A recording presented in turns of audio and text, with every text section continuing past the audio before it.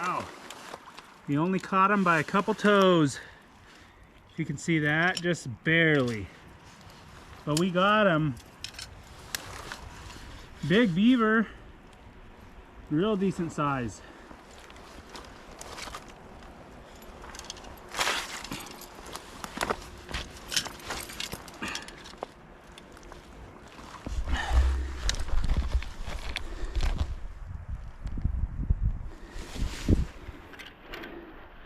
Yeah, we only got him by a couple toes, and he stayed on there, praise the Lord. Fairly decent sized beaver.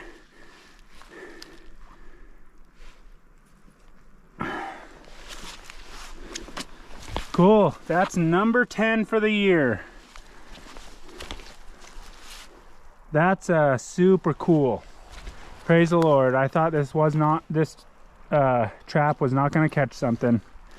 Well, we'll get it out of the trap and get on our way. I think this is that spot.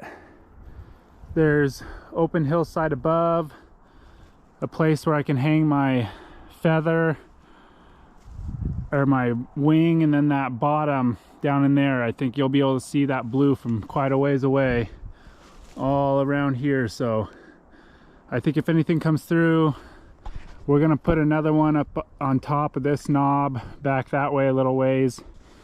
But I think that cubby is gonna be right back in here. We'll get building. Here's the first cubby.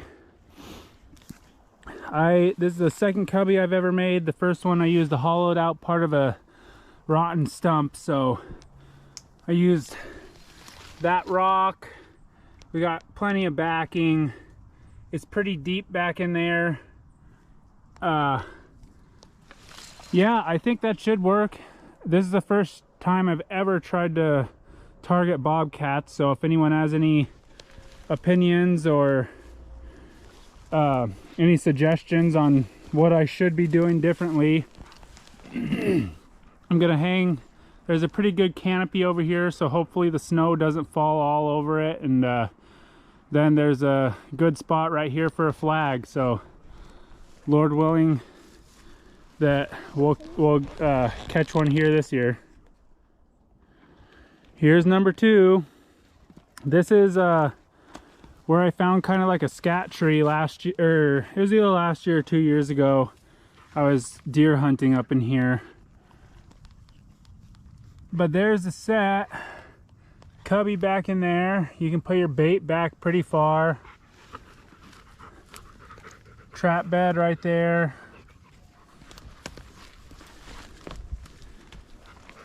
Then it kind of comes up to a big tree. We can put our flag off this limb way out here, which has a good view of this. And then there's a trail that comes through here. The other set's right down there. Opens up into this big kind of hillside, and then just gets a little steeper up in there. But it's all open. This is a spot you can see the flag pretty well. Then you can, from there you can see the cubby pretty good. So, well, this water has gone down, or gone up a crazy amount, and I don't know if you guys can see, there's a drop off here, and I'm gonna, oh my goodness, so much water. I'm going to not pull these traps, I don't think. I'm gonna move them, at least these ones, for the muskrats, because I haven't caught any muskrats, so it makes me think they're not in this river system yet. They're still in the big river. But oh, this is so sketchy this time of year. I was really hoping the water would go down, because oh, so much deeper. As you guys can see, there's that hole back in there. It doesn't look like anything's been coming or going or anything, but I'm just gonna set this guy right out front if I don't fall into this river. I'm gonna set this guy right here.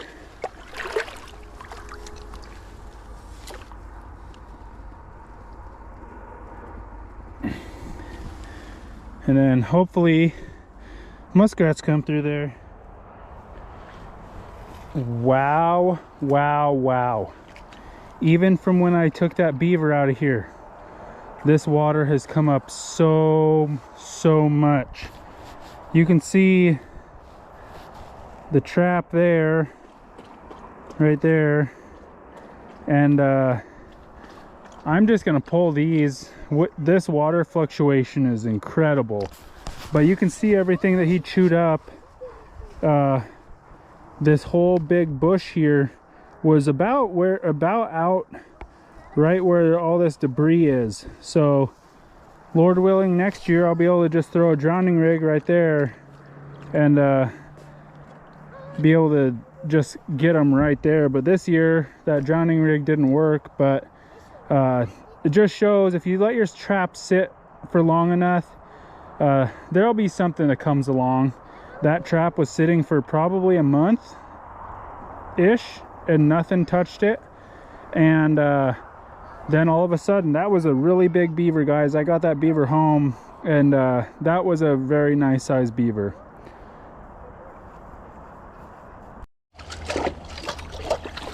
The one thing I forgot, after I get all this stuff back untangled, I forgot my puller, my T for the ground anchors. So we're just gonna hope I have enough strength to pull this out. Oh yeah, wow.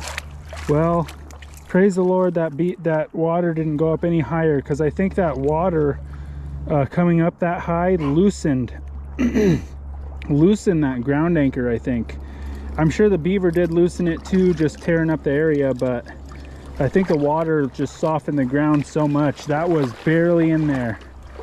Well, this is the highest I've seen this water since I've been trapping on this spot. So we're just gonna pull all of our water gear other than our muskrat stuff, because it's easier to set per water level, and we'll get on our way. Oh, this is so sketchy. There's such a big drop off on the other side of this. I don't even know if my gloves are deep enough to grab this trap. I know I'm silting it up for you guys to see, but oh, this is, hold on, we'll get you guys in a little better angle.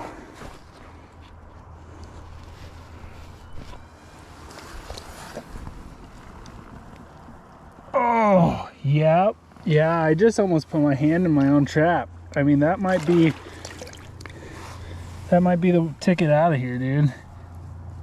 Oh, dude. Okay. Sketchy. I didn't even think about that. Look at that. Look how close that was to going off. I almost caught myself in my own trap.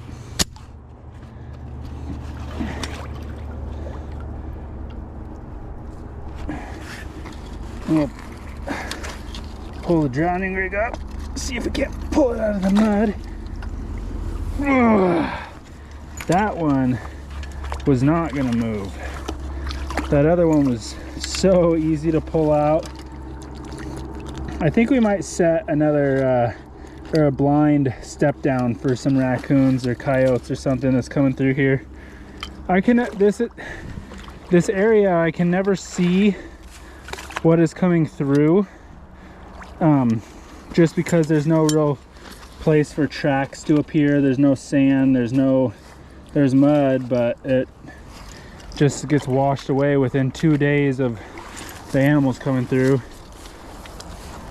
But yeah, here we are, pulling beaver sets. 10 beavers this year. I'll come back out here and trap them in the fall or in the spring, I think. All right, we're gonna set this step down, because as you can see, right, my feet, I'm pretty sure that's raccoon poop. And yeah, there's this step down right here, right here. So we're gonna set this Duke 1.5 and see what we can't scrounge up out of here.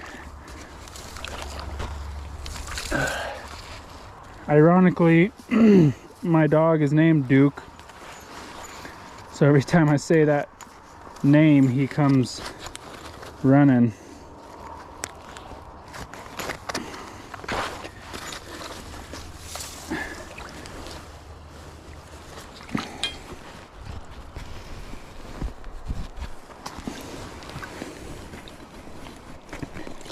Get all that nasty silt stuff out of there.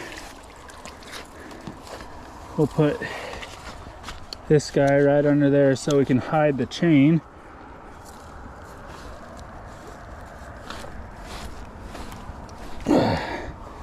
Might be easier. I might not even have needed a hammer.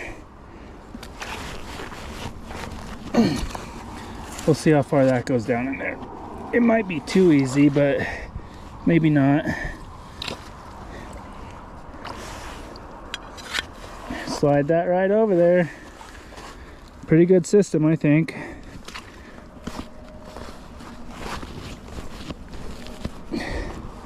Yeah, we will hit it a couple times.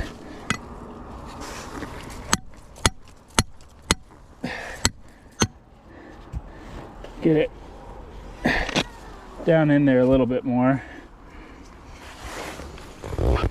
Then we, oh yeah, nothing's gonna pull on that. Pull that out, guaranteed. So now we use the quick link, attach a trap to the drowner.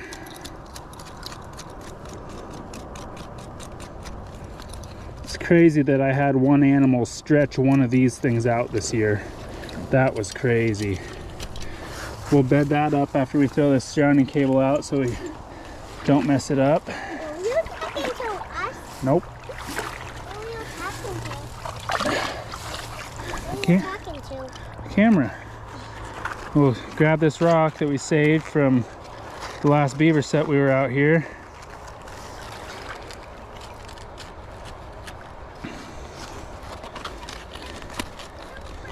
I've never had these come off, even if a real strong beaver gets onto them, so get that out there, move this grass.